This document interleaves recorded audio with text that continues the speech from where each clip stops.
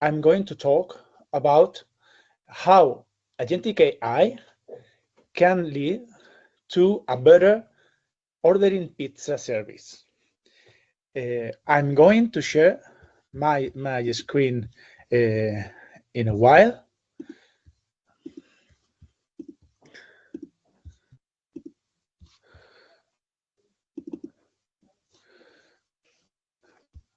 Okay. So, what is our aim? Let me see if I can put this better here. Okay, what's our aim today? We are going to explore the intersection between vertical AI agents and in API-based integration. At the end of the talk, we will see a real example of how vertical AI agents can improve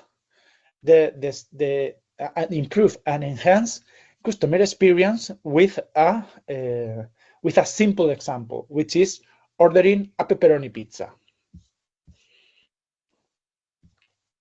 First of all, we will see which are the traditional challenges in API integration, what agentic AI is, the types of AI agents, how AI agents are shaping the future of API integration, and then I will remark some conclusions and insights.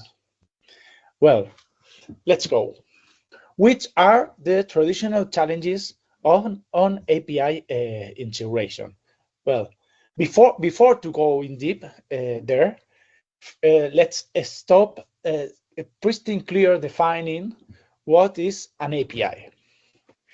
An API, I'm going to be quite simplistic, so assume that, but simply put, an API is a contract between a provider and a consumer stating pristine clear the operations that are under that contract, the data model, which is the input data I need to perform those operations, but also the output data, those operations as giving you back as results, and how error are handled. This contract allows to not only to decouple implementations at both sides of the API, I mean the consumer and also the producer, but also perfectly characterize the system by explaining there which are the services that a system, an application, or wherever are offering to the other part, to the rest of the ecosystems. So note that what that means. This means that I can connect, I can link different systems by chaining their APIs, so that I can build more innovative and more complex systems that at the end of the day, what I'm providing is a better service to my ecosystem, because I will be able to add more value to the ecosystem through these interconnections of different APIs. Well, having this in mind, which are the main challenges of API integrations? Okay, these challenges are not new. We are integrating systems from from the very beginning of the technology. So and which has been the traditional challenges we have dealing against. First, complexity. Integrations by nature are very complex because we are trying to make different systems with different data models, with different technologies, with different features to interact and to connect between each other. Then what happens as a consequence of that complexity? If that complexity is not properly handled, integration break. So what that means that the system won't work. Why? Because there is a misalignment in the communications in the communication between all or within some of the parts that are forming the system. No? In addition, if we are not able to fine tune that integration with properly, we can get inefficient processes. So some examples, some representative examples of these challenges are data serialization, relimiting, and error handling. Let's explore these three examples more in deep. Okay. Then first, data serializations. If I have to integrate two systems that in general having different data models, I will need to make a conversion between those formats. You know, it doesn't matter, for example, from JSON to XML, or from XML to JSON, or from in general from one format to another format. This is a problem because, well, this conversion can be manual. I get for example, the JSON, read the file, parse the file, and then create another one in the new format. Or some API management platform, for example, as MuleSoft, has some internal language in MuleSoft. In MuleSoft terminology is data wave. You can use data wave expression to make this transformation. I would say automatically. Of course, you as a developer have to code in data wave how this conversion is going to be done. Another common integration problem is relimiting. What that means? That means that in general, the systems I want to integrate, I want to interconnect, has different throughput. What that means? That this means that if one system is able to process a request very fast and the other is slower, the second one can be overflow. So in some way, I have to make that rate or that throughput adaptation. Another common error another common challenge on API integrations is how are you handling the errors? You know, how are you dealing with HTTP status codes, and how are you designing your exception handling mechanisms? This example you have here in the slide. It's an example from MuleSoft. So as you can see on MuleSoft, you can define the events and how the events, the error events, and how are you going to process those or to handle that error. But imagine that you have to connect MuleSoft with another platform. In some part, in the middle of the two systems, you will have to make that adaptation. So that's why we have a challenge here. Okay. Let's see now which is agentic AI. Well, what is an AI agent? Okay, an AI agent, in general, it's an applications with a very particular goal that achieves that goal by observing the world and acting depending on the constraints or the states that it sees. I mean, it's an application that has a clear objective that can be and make some actions that are triggered by the observation of the world or the context the AI agent is, I would say, living. So this means that an AI agent has three main characteristics. First is autonomy. AI agents can act independently. You don't need a human in the middle doing things. So the actions that the AI agent performs are triggered automatically. Then the second one is that they are goal-oriented. This means that they are there to do something in particular, and they are proactive. This means that they are able to learn from the context they are, or from the environment, and then take the initiative or making what they are called to do to achieve their particular goals. Which is the architecture, the general architecture of an AI agent? Well, in general, an AI agent has three components: the model, the tool, and the orchestration layer. The model refers to the language model that will be used to perform what the AI agent does. So what they do is to follow an instruction-based reasoning and logic framework, React or chain of thought or tree of thought. So depending on the scope of the model, we will distinguish between horizontal agents, which are general purpose one, or vertical agents that are very specialized AI agents, fine-tuned to perform a particular task. Then we also have tools. The tools allows, mainly APIs, the tools allows the AI agent to interact with the external world. So doing things, it's how they are.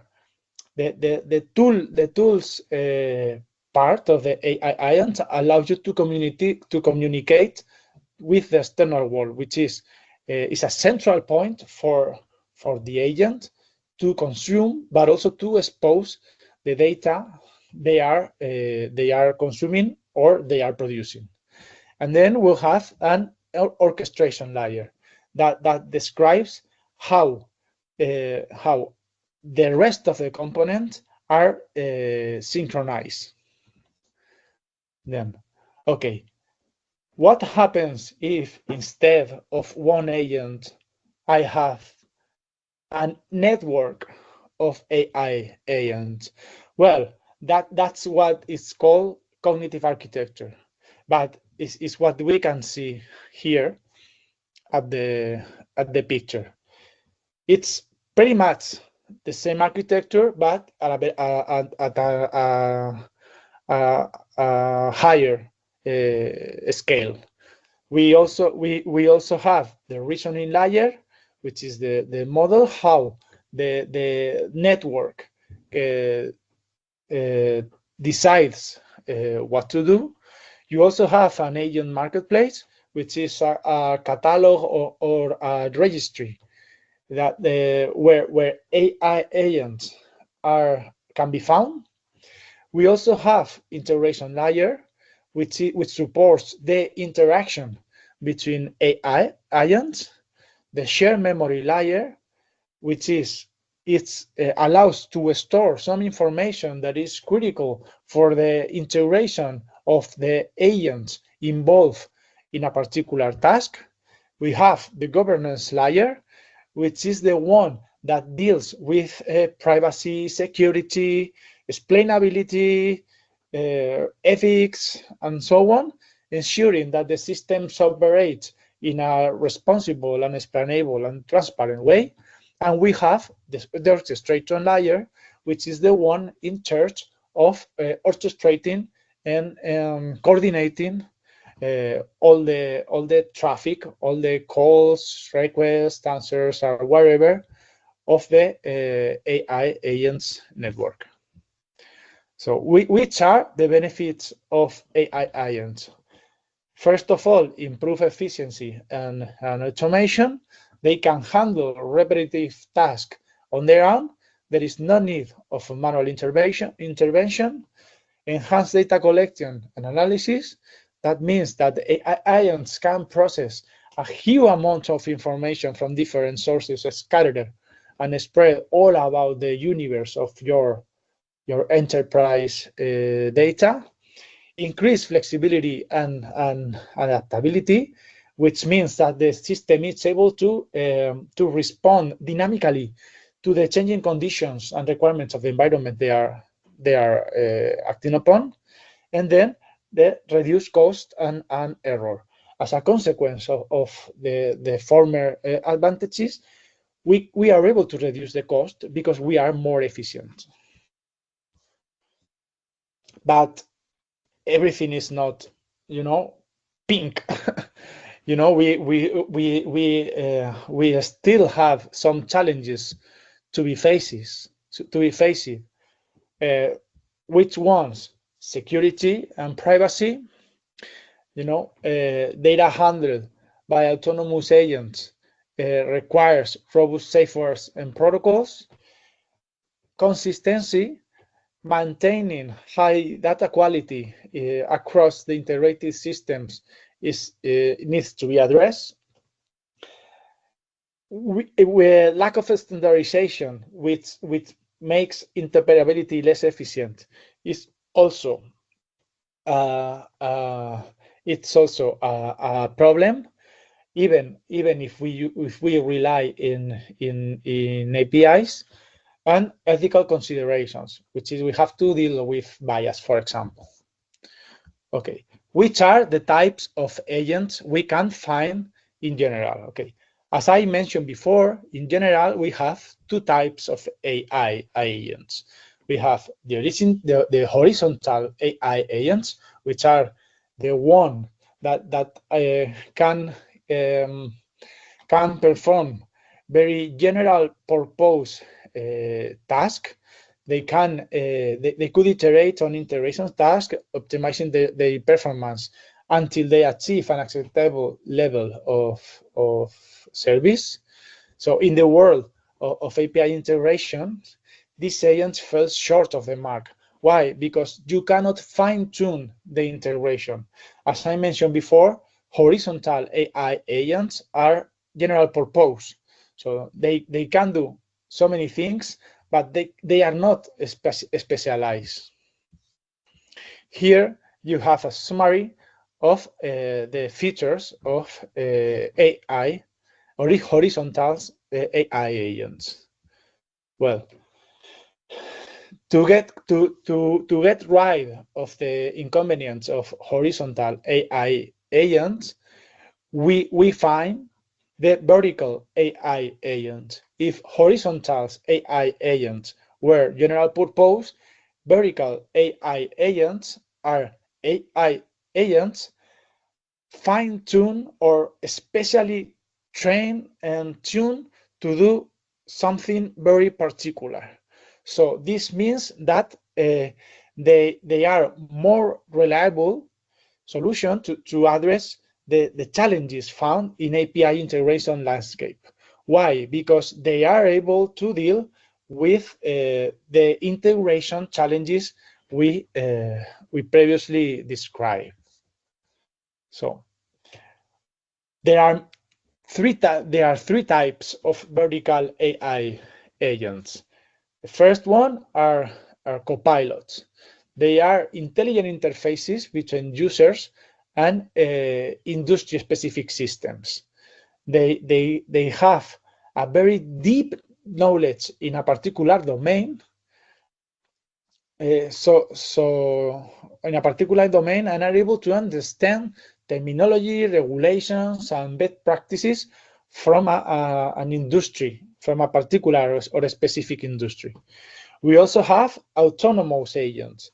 They are AI-powered entities operating independently to make something very specific task.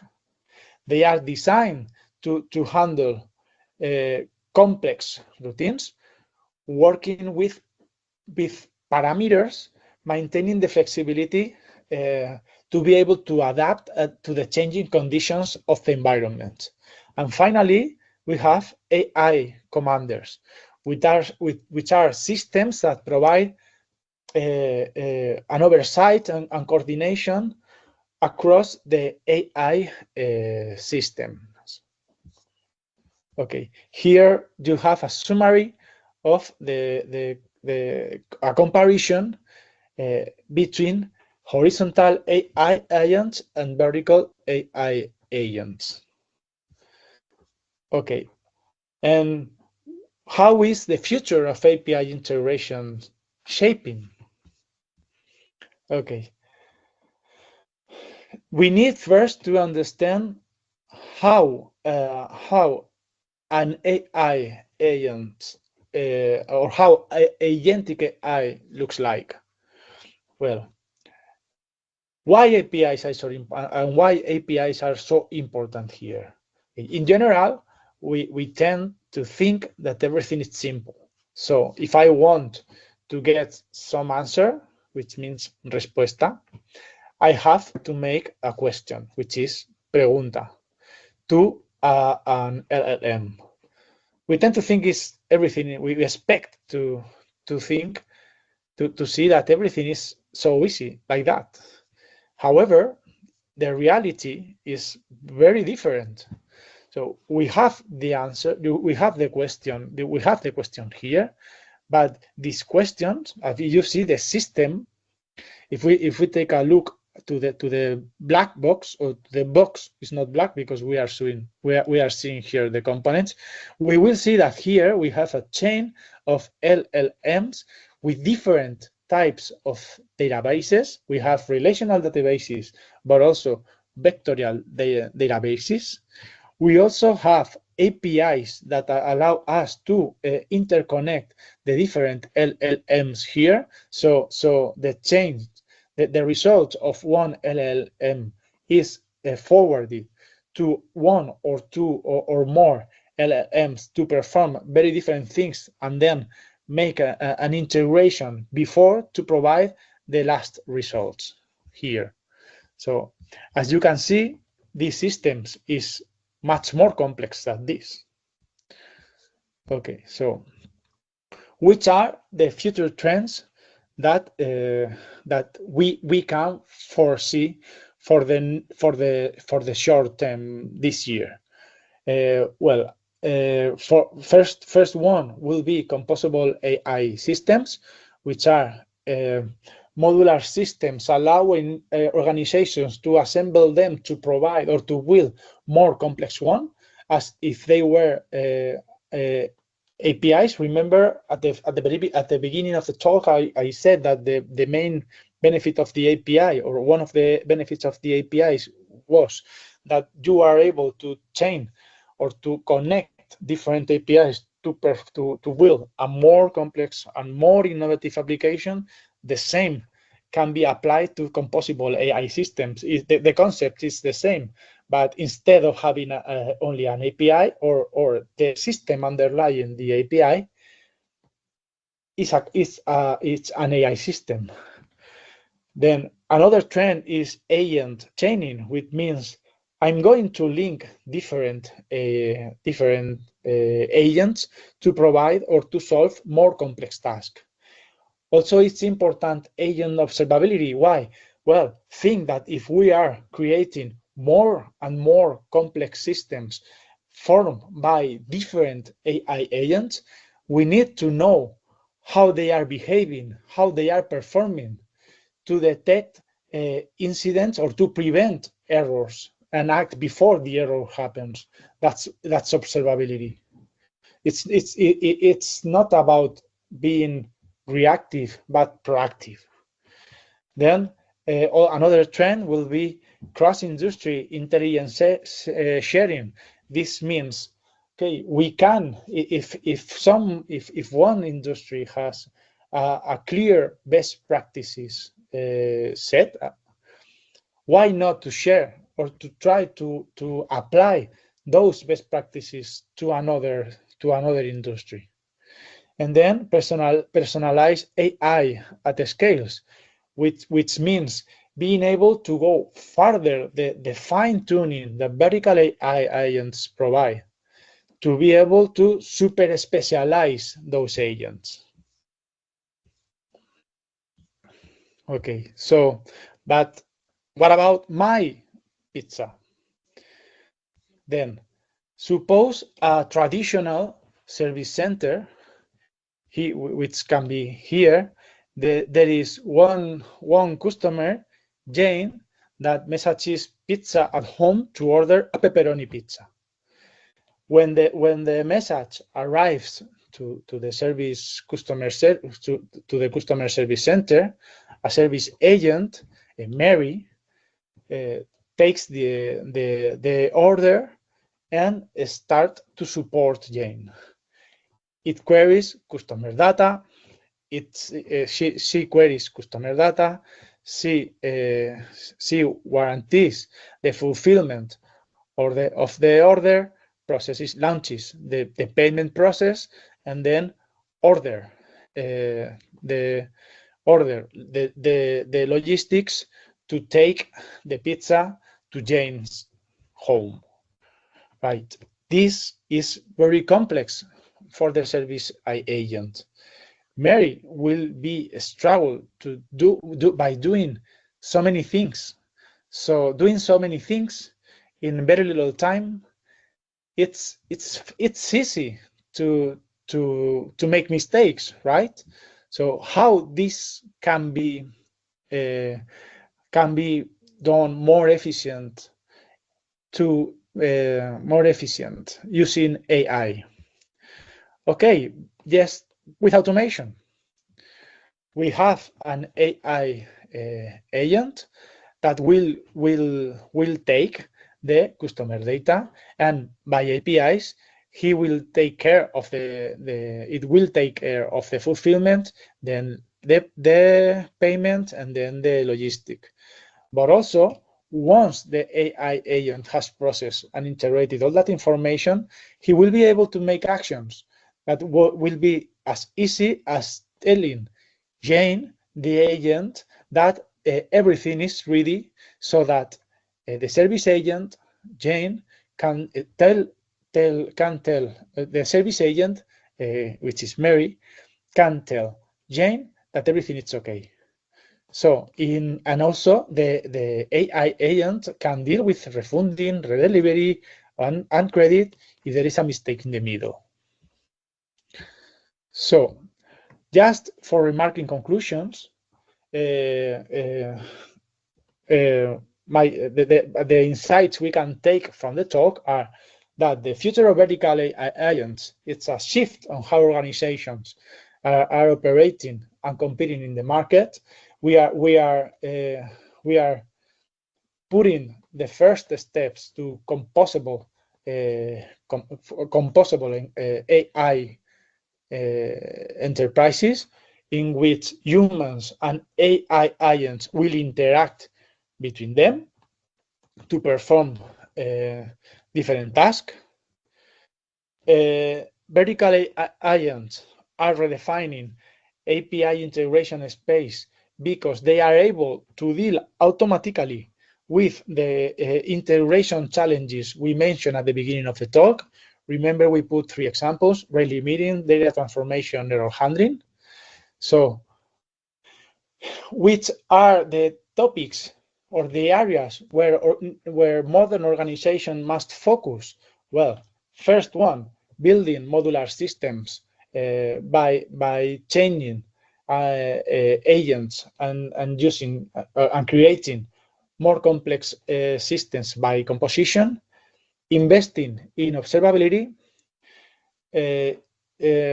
encouraging to cross-industry collaboration to drive innovation by reducing best practices of one sector in another sector, and then enhancing user engagement through highly personalized services.